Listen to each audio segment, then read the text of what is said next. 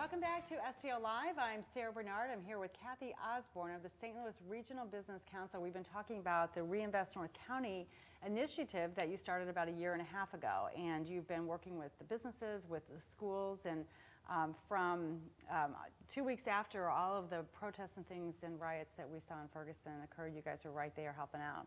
So let's talk a little bit about the schools and Sure. what difference and contributions you're making there. Sure. At the time it was August, and so children actually couldn't get to school.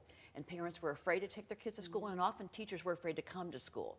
So initially a lot of the funding was around helping to mediate all of that, to get the teachers to the school, to help the parents understand it's a safe place to be, and then doing some training on how do you deal with children who are going through a crisis. What we very quickly saw was something we didn't fully realize is in many cases they were children that were very, very poor. So they didn't have hats and gloves and coats for school. They didn't have food. So the schools had to provide the food pantries. So initially we did things like gave them money to stock the food pantries, or gave them money for lunches, or gave them money for books that they needed. What's happened now, we worked in 4 districts: Riverview Gardens, Jennings, Normandy, and Ferguson Florissant. And the reason is children in those areas, they move from school to school because their parents often have to move from place to place. Ironically, North County it's a suburban site, so it's very spread out, but there was dense areas of poverty, and therein is what led to some of the issues. So if you put people together who don't have access to a job, who don't have access to good schools, who are perhaps living in poverty, that's a real problematic situation that we all need to take collective responsibility for.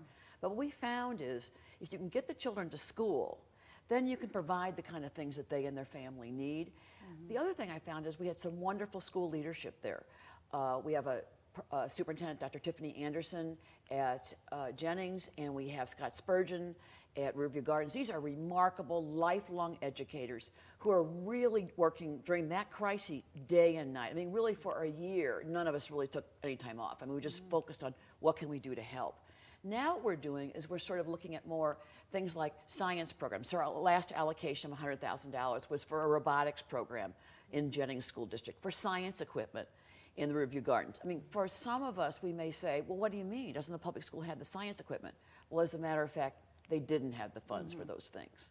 And especially for something like robotics, which might be an extra in a school. They wouldn't necessarily have that funding. That's exactly right. And what I'm kind of seeing with robotics, in my era, it was a science fair, and they still have the science fair, but the really new kind of idea is just robotics, to interest kids in science and engineering.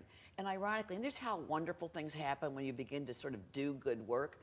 The person who brought robotics here to St. Louis, who's a St. Louisan, he's taken an interest in the Jennings School District, and he's looking into providing robotics program for the entire district. Good. So lots of things going on in the schools. Yes. And then back to the businesses. Yes. So the businesses that you helped a year and a half ago, like Yes. right out of the gate, where are they today? Well, I think, remember, they're small businesses with basic services, a beauty salon, where you get your cell phone, your insurance, a place to get your laundry done, a place to go for hamburgers, or a restaurant. So they're relatively small business. So they're struggling. There is no doubt about it. But there is a general commitment, particularly to help them on things that you can, to make the streetscape look good. So if you drive by or you walk by, you say, oh, well, that business looks interesting. I'm going to stop there, because most of their customers were in that neighborhood. And therein was the part that was very frightening for that neighborhood, is if you shut down the place, the quick shop that got burned. Well, for many parents, that's where they went and got something to eat for the kids before school, or they bought the diapers for their kids.